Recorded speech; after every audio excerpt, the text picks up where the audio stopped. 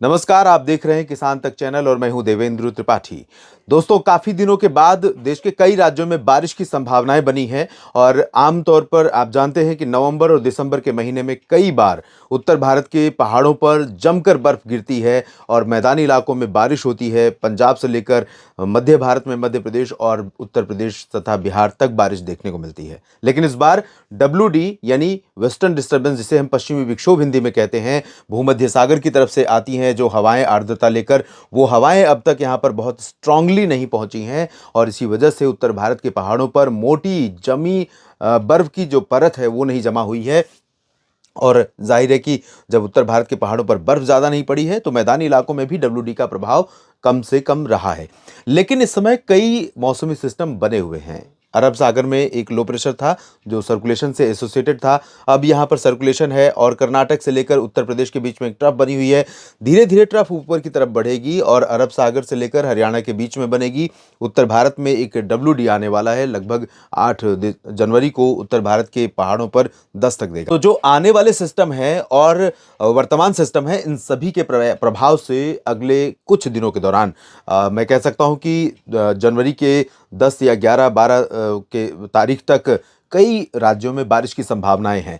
मध्य भारत में मध्य प्रदेश और इससे सटे हुए उत्तर प्रदेश के ऊपर कुछ इलाकों में बादल पहुंचने शुरू हो चुके हैं और बारिश हो रही है। पहले अनुमान था कि ये 30 दिसंबर से शुरुआत होगी और 4 जनवरी तक चलेगी, और मुझे जो पिछला WD था 30 जनवरी वाला, 30 दिसंबर वाला, उसको देख करके लग रहा था कि ऊपर से लेकर नीचे तक कनेक्शन यहाँ पर बनेगा और ये जब आपस में मॉइस्चर यहाँ पर अटैच होगा बंगाल की खाड़ी से, अरब सागर से और भूमध्य सागर की तरफ से आने वाले WD के प्रभाव से, तो एक साथ 3 तरफ से मॉइस्चर इकट्ठा होने का मतलब है कि देश के कई राज्यों में बारिश की संभावनाओं का बनना।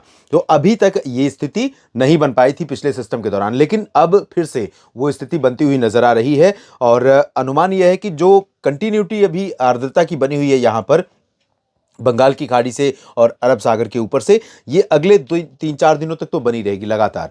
और इसके साथ साथ जब WD यहां पर पहुंचेगा 8 जनवरी को, तब उसका जो इंड्यूस्ड सर्कुलेशन होगा सेंट्रल पाकिस्तान और एडजॉइनिंग राजस्थान पर रहेगा। वो सिस्टम भी अरब सागर से नमी लेकर आएगा, भूमध्य सागर से WD लेकर आएगा। यहां से निरंतरता बनी हुई है, ऊपर की तरफ थोड़ा सा खिसकेगी और एक ट्रफ रेखा यहां पर बनेगी उत्तर भारत से लेकर अरब सागर के उत्तर पूर्वी रीजन तक। तो इस ट्रफ के प्रभाव से कई राज्यों में जो जो बारिश का या जो नमी का प्रभाव या प्रवाह यहां पर बना हुआ है वो मूव करते हुए ऊपर की तरफ जाएगा। अभी कोल्ड डे कंडीशन कई जगहों पर नजर आ रही है। कोल्ड डे कंडीशन का मतलब है 16 डिग्री सेल्सियस से कम रहे अधिकतम तापमान, तब परिस्थितियां कोल्ड डे की होती हैं। तो और या फिर नॉर्मल जितना टेम्परेचर है उससे 4-5 डिग्री नीचे पहुंच जाए। तो अभी इसमें आप देख सकते हैं ये कल का अधिकतम तापमान है, कल यानी 4 जनवरी का। 4 जनवरी को दिल्ली में ही आप उदाहरण के तौर पर देखें तो सामान्य से 7 डिग्री कम, 6.8 डिग्री कम, 4.8 डिग्री कम और 5.4 डिग्री कम। सबसे कम रहा तापमान 11.4 पालम में। आप अंदाजा लगाइए कि यहां पर शीतलहर का जबरदस्त प्रकोप दिन में देखने को मिल रहा है। इसके अलावा चंडीगढ़ और हरियाणा में भी आप देख सकते हैं, यहां पर भी कई जगहों पर 6.8, 6, 5.8, 1.7 इस तरह का तापमान रहा और पिछले कई दिनों से लगातार उत्तर भारत के मैदानी इलाकों में और साथ ही साथ कुछ मध्य तथा पूर्वी भारत के राज्यों में यानी बिहार के भागों में भी दिन में ठंडी शुरू हो चुकी है। मध्य प्रदेश और आसपास के इलाकों में भी सर्दी का प्रभाव अभी लगातार बना हुआ है। पंजाब में भी कई जगहों पर 6 डिग्री सेल्सियस तक तापमान नीचे गया है। राजस्थान में आप देख सकते हैं यहाँ पर 8 डिग्री कम पहुंचा है तापमान। कोटा में 14.1 डिग्री सेल्सियस रिकॉर्ड किया गया। तो ये स्थिति यहाँ पर है और उत्तर प्रदेश में ज़्यादा अंतर नहीं है, लेकिन फिर भी 3.6, 3.2 और 3.4, 5.3 सबसे कम रहा तापमान। झांसी में 16 डिग्री सेल्सियस।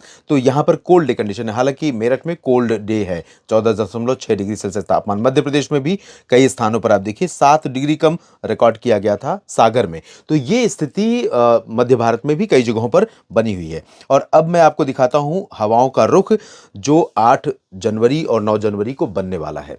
उससे पहले एक सिनेरियो मैं आपको दिखा दूं कि अगले 10 दिनों के दौरान जो संभावना बन रही है, जितनी बारिश आपको यहां पर दिख रही है, मुझे ऐसा लगता है कि अगले 10-12 दिनों के दौरान मकर संक्रांति से पहले तक, मेरा अनुमान यह है कि मकर संक्रांति से पहले भारत के कई राज्यों में वर्षा और पहाड़ी इलाकों में बर्फबारी होने की संभावना बनेगी। पहाड़ों पर जम्मू कश्मीर, हिमाचल प्रदेश और उत्तराखंड, इन तीनों क्षेत्रों में और लद्दाख में भी कुछ स्थानों पर बर्फबारी होने की संभावना रहेगी, जबकि पंजाब, हरियाणा, दिल्ली और उत्तर प्रदेश के दक्षिण पश्चिमी क्षेत्रों में और पूर्वी राजस्थान के भागों में 7 जनवरी से मौसम बदल जाएगा और यहां पर धीरे धीरे बारिश की गतिविधियां, अभी जो कंडीशन बनी हुई है, कुछ इलाकों में घना कोहरा रहेगा पूर्वी हरियाणा, दिल्ली और उत्तर प्रदेश में, पूर्वी राजस्थान, उत्तरी मध्य प्रदेश और बिहार तथा झारखंड के कुछ भागों में, जबकि पश्चिमी राजस्थान और पश्चिमी पंजाब के भागों में लगातार उत्तर दिशा की ठंडी हवाओं के कारण सुबह के समय कोल्ड वेव जैसी सिचुएशन बनी रहेगी।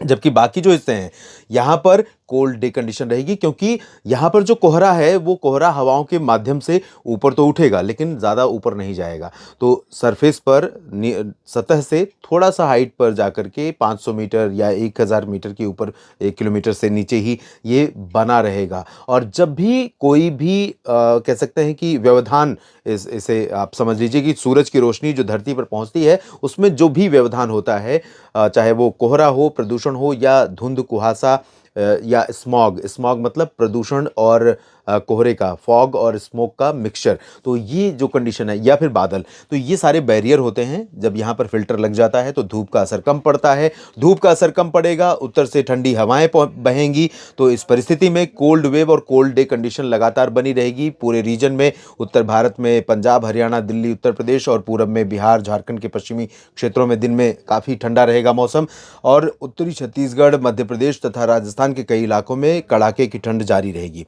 गुजरात और महाराष्ट्र में भी ठंड का असर पहुंच रहा है, ओडिशा में भी कुछ इलाकों में मौसम ठंडा हुआ है, लेकिन दक्षिण भारत में अभी इन ठंडी हवाओं का असर बहुत ज़्यादा नहीं पहुंचा है, क्योंकि सीधी हवाएं निरंतर नहीं पहुंच पा रही हैं। और वजह यही है कि पहाड़ों पर जमकर बर्फबारी के बाद रास्ता क्लियर नहीं होता, और यहाँ पर ऑलरेडी कई सिस्टम है, तो यहाँ से उल्टी हवा चल रही है। जब तक उत्तर से हवा नहीं आएगी तब तक कर्नाटक में बेंगलुरु और तमिलनाडु में चेन्नई, केरल में कोचीन, त्रिवेंद्रम तक तापमान ज़्यादा, केरल तक तो नहीं पहुंचती और साउथ में एकदम नहीं पहुंचती हवा, लेकिन यहाँ तेलंगाना और आंध्र प्रदेश तथा उत्तरी आंतरिक कर्नाटक के तमाम इलाकों में, इंक्लूडिंग महाराष्ट्र जिसमें मुंबई, गुजरात में सूरत, इन सभी भागों में तापमान में गिरावट होती है उत्तर दिशा की ठंडी हवाओं के कारण। तो ये हवाएं अभी तक नहीं पहुंची हैं, लगातार कुछ दिनों में कुछ दिन चली हैं लेकिन उतनी नहीं पहुंची हैं। तो अभी मूलतः जो मौसम बना हुआ है वो मौसम जारी रहेगा मध्य प्रदेश में और महाराष्ट्र के कई इलाकों में, इससे सटे हुए दक्षिणी उत्तर प्रदेश और बिहार के दक्षिणी भागों में, उत्तर पश्चिमी झारखंड के कई हिस्सों में, साउथ पेनिनसुलर रीजन पर कई जगहों पर अगले 7 दिनों तक ऑन एंड ऑफ बारिश होती रहेगी। लेकिन धीरे धीरे 7 जनवरी से पूर्वी राजस्थान में मौसम बदलेगा और बारिश की गतिविधियां शुरू होंगी। कोटा, सवाई माधोपुर, बूंदी, बारां, झालावाड़, अलवर, भरतपुर, दौसा, धौलपुर, करौली, साथ ही साथ झांसी से, जो अभी झांसी से प्रयागराज के बीच में बारिश हो रही है, वाराणसी के बीच में, वो धीरे धीरे आगे बढ़ेगी और यहाँ पर मथुरा, आगरा और मेरठ, मुरादाबाद, सहारनपुर, गौतम बुद्ध नगर, बुलंदशहर, दिल्ली, एनसीआर और पूर्वी हरियाणा का पूरा रीजन, जिसमें गुरुग्राम, फरीदाबाद से लेकर सिरसा, फतेहाबाद और करनाल, कैथल, जींद, उसके बाद पंजाब, इन सभी क्षेत्रों में 7-8 जनवरी से मौसम बदलेगा और कई इलाकों में, कई क्षेत्रों में यहाँ पर वर्षा की गतिविधियाँ देखने को मिलेंगी। तो ये परिस्थितियाँ लगातार यहाँ पर बदल रही हैं और उम्मीद करते हैं कि जहाँ पर आप बारिश का इंतज़ार कर रहे हैं वहाँ आपका ये इंतज़ार ख़त्म होगा, बारिश देखने को मिलेगी। मौसम तो ठंडा हुआ ही है और मकर संक्रांति से पहले कई राज्यों को बादल बारिश से भिगोएंगे, पहाड़ों पर बर्फ़ भी ठीक ठाक पड़ेगी, जिससे पहाड़ों पर बर्फ़ पड़ने से जो पूरा इकोसिस्टम है भारत के सर्दी के मौसम का, वो इकोसिस्टम संतुलित होगा। फिलहाल इस बुलेटिन में इतना ही, लेकिन चलते चलते एक बात ज़रूर कहूँगा, अपील करूँगा किसान भाइयों से कि इस बढ़ती हुई सर्दी और संभावित बारिश के बीच में आप अपना भी ध्यान रखिए, अपनी फसलों का तो ध्यान रखते ही अपना भी ध्यान रखिए मौसम के बिगड़ने की स्थिति में, और साथ ही साथ मवेशियों का ध्यान रखिए। पशुपालक किसान भाइयों के लिए बहुत ज़रूरी है, क्योंकि कई बार जो हवा चल रही होती है उसका असर रात में या दिन में जितना ज़्यादा होता है उसको हम नहीं मेज़र कर पाते हैं, माप पाते हैं या आभास कर पाते हैं, और वो मवेशियों के लिए नुकसान का कारण बन जाता है। और आपको ये भी बता दूं कि हो सकता है कि मकर संक्रांति के बाद कई ज़िलों में, राजस्थान और हरियाणा में कुछ जगहों पर पाला भी पड़े, तो पाला पड़ने की संभावना होगी, तो उससे पहले आपको अपडेट ज़रूर करेंगे। आप बने रहिएगा किसान तक चैनल पर, और साथ ही साथ मौसम की और डिटेल में जानकारी के लिए आप मेरे साथ जुड़ते रहिए मौसम तक और न्यूज़ मीडिया मंच पर। आप सभी का बहुत बहुत शुक्रिया। अपने क्षेत्र के मौसम के बारे में और इस वीडियो में दी गई जानकारियों के बारे में कमेंट बॉक्स में ज़रूर लिखिए। धन्यवाद, नमस्कार। अगर ये वीडियो आपको पसंद आया है तो इसे लाइक ज़रूर करें। अगर चैनल अभी तक सब्सक्राइब नहीं किया है तो कर लें और नोटिफिकेशन पाने के लिए बेल आइकन भी दबा दें।